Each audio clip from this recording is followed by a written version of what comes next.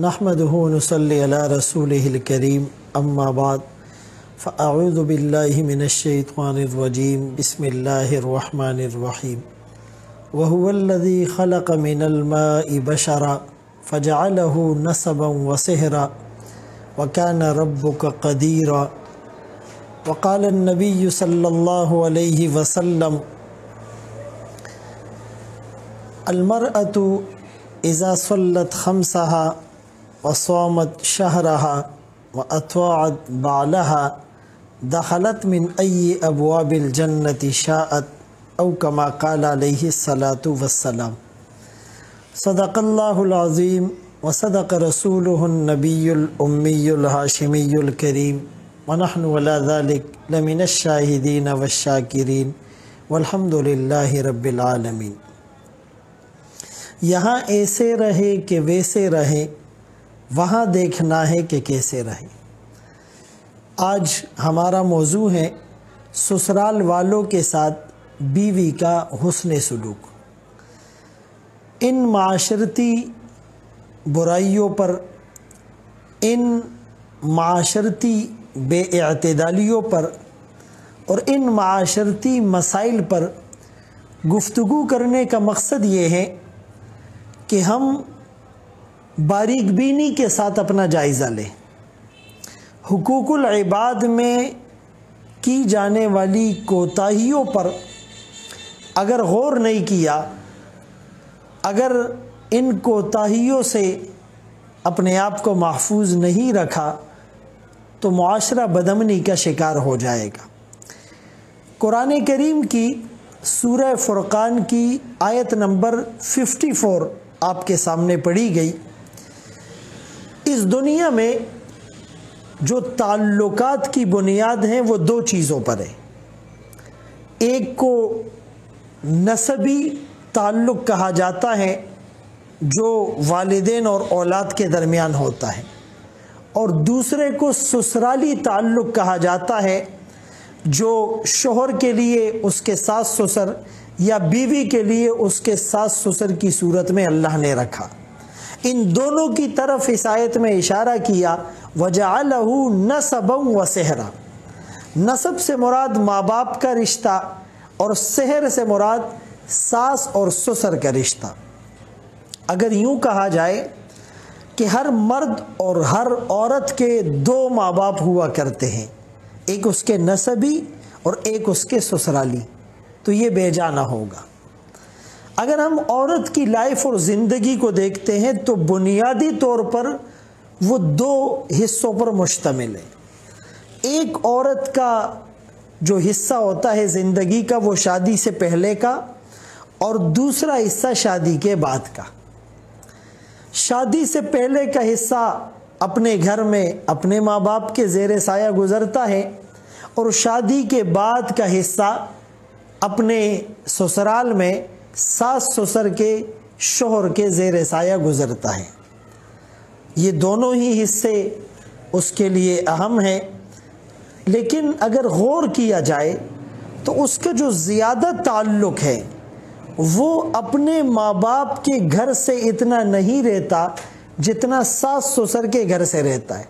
عموماً 20-22 سال کی عمر میں لڑکیوں کی شادی ہو جاتی ہے، اور شادی جلدی ہونی چاہیے۔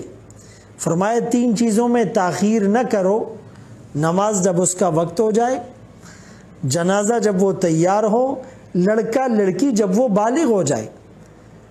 اگرچہ فقہ کے مطابق تو لڑکی 13 سال میں بالغ ہوتی ہے، لیکن پاکستانی لا اور قانون کے مطابق بھی 18 سال کی عمر میں شناختی کارڈ بن جاتا ہے۔ تو 20-22 سال کی عمر میں لڑکی کی شادی ہوئی اور وہ اپنے شوہر کے گھر میں اپنے سسرال میں 40-50 سال گزارتی ہیں، تو اس کو زیادہ فوکس جو کرنا ہے وہ اپنے سسرال کے گھر میں جو زندگی ہے اس کو کرنا ہے۔ اکثر یہ سوال ہوتا ہے، فتوے لیے جاتے ہیں، مفتیان سے رجوع کیا جاتا ہے کہ کیا عورت کے اوپر اپنے ساس سسر کی خدمت فرض ہے یا نہیں؟ ایک ہے تقوی، ایک ہے فتویٰ۔ ہم فتوے سے ہٹ کر بات کرتے ہیں۔ اس سوال کے پوچھنے کی نوبت بھی اس لیے آئی کہ ہم دین سے دور ہوتے چلے گئے. ہم نے اسلام کے اور شریعت کے مزاج کو نہیں سمجھا. ہم نے رسول اللہ صلی اللہ علیہ وسلم کے رحمت للعالمین ہونے کو نہیں سمجھا. چونکہ یہ سوال کرنے کی نوبت ہی پیش نہ آتی اگر ہم شریعت کے مزاج کو سمجھ لیتے کہ ساس سسر کی خدمت عورت پر فرض ہے یا نہیں. اس بات کو سمجھیے، اسلام تو یہ کہتا ہے کہ ایک کافر، بلکہ اس سے بھی پہلے ایک جانور، اس کے ساتھ بھی تم حسن سلوک کرو گے، اچھائی کرو گے تو اللہ کی نظر میں پسندیدہ بن جاؤ گے. کیا بنی اسرائیل کی اس زانیہ اور فاحشہ عورت کو صرف اس بنیاد پر بخشش کا پروانہ نہیں ملا کہ اس نے ایک پیاسے کتے کو پانی پلا دیا تھا؟ تو ایک پیاسے کتے کو، ایک جانور کو پانی پلانے پر، اس کے ساتھ اچھا بیہیویئر کرنے پر، اس کی خدمت کرنے پر جنت مل رہی ہے. اور پھر ایک کافر جس نے کلمہ بھی نہیں پڑھا، جو اللہ کی توحید کا بھی قائل نہیں ہے، لیکن اس کے ساتھ بھی اگر اچھائی کرو گے، وہ انسان تو ہے. خیر الناس من ينفع الناس، لوگوں میں سب سے بہتر وہ ہیں جو لوگوں کو نفع پہنچائیں. وَأَمَّا مَا يَنْفَعُ النَّاسِ، جو لوگوں کو فائدہ پہنچاتا ہے. الخلق عیال اللہ، یہ مخلوق اللہ کا کنبہ ہے. اللہ کو سب سے محبوب وہ ہے جو اللہ کے کنبے کو سپورٹ کرتا ہے. قیامت کے دن اللہ یہ سوال پوچھیں گے کہ میں نے تم سے کھانا مانگا، پانی مانگا، لباس مانگا، تم نے کیوں نہیں دیا؟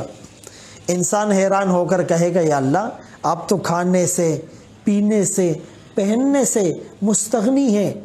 اللہ فرمائیں گے میرے فلاں بندے نے کھانا مانگا، اسے کھلاتے، آج بدلہ میں دیتا. فلاں نے پانی مانگا تھا، اسے پلاتے، آج میں حوض کوثر کا چشمہ تمہارے لیے جاری کر رہا ہوں. میرے فلاں بندے نے لباس مانگا تھا، اسے پہناتے، آج تجھے جنتی پوشاک اور لباس پہنایا جاتا. تو ایک کافر کے ساتھ بھی حسن سلوک پر اللہ راضی ہو رہے. پھر وہ مسلمان ہو، فرمائے سب سے بڑی عبادت ایک مسلمان کے دل کو خوش کرنا. وہ بھوکا ہے، آپ نے اسے کھانا کھلا دیا. وہ مقروض ہے، آپ نے اس کا قرض ادا کر دیا. فرمائے واللہ فی عون العبد ما کان العبد فی عون اخی، اللہ اس بندے کی مدد میں لگے رہتے ہیں جو اپنے مسلمان بھائی کی مدد میں لگا رہتا ہے. تو ایک مسلمان کے ساتھ حسن سلوک، اس کے کیا ہی کہنے. پھر وہ مسلمان آپ کا پڑوسی ہے تو فرمایا کہ وہ کامل مومن نہیں بن سکتا جس کا پڑوسی اس کی ایذاؤں سے محفوظ نہ رہے.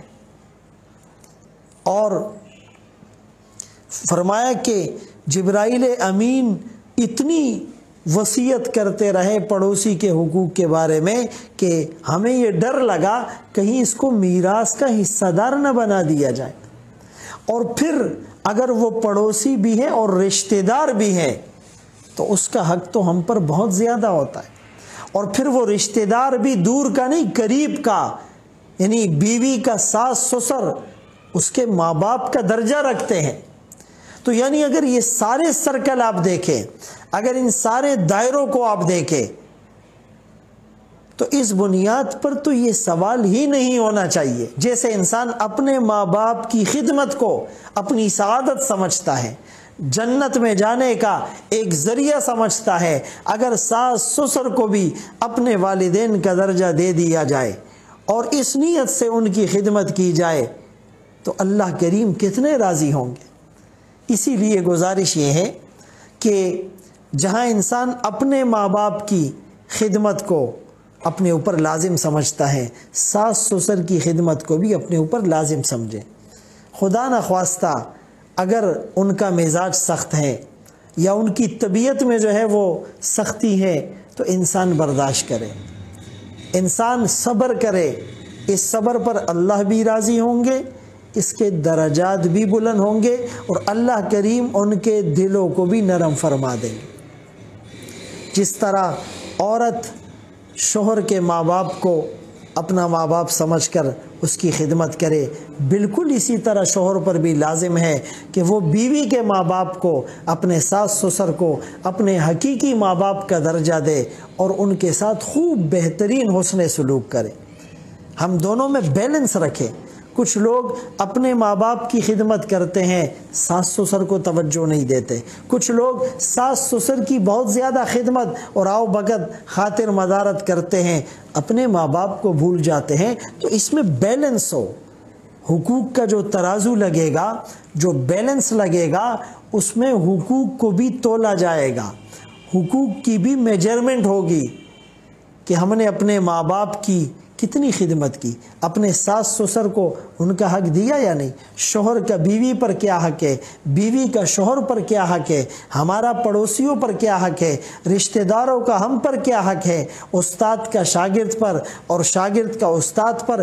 ان تمام معاملات کو شریعت نے احسن انداز سے بتلایا ہے۔ لہٰذا حدیث پاک میں آتا ہے، رسول اللہ صلی اللہ علیہ وسلم نے فرمایا کہ وہ عورت جو 5 نمازیں پڑھے جو اس کے اوپر فرض ہے، رمضان کے روزے رکھے جو اس کے اوپر فرض ہے، اپنے شوہر کی اطاعت کرے، دخلت من ای ابواب الجنت شاءت، فرمایا وہ جنت کے جس دروازے سے جی چاہے داخل ہو جائے۔ اتنی بڑی سعادت، اتنا بڑا مرتبہ۔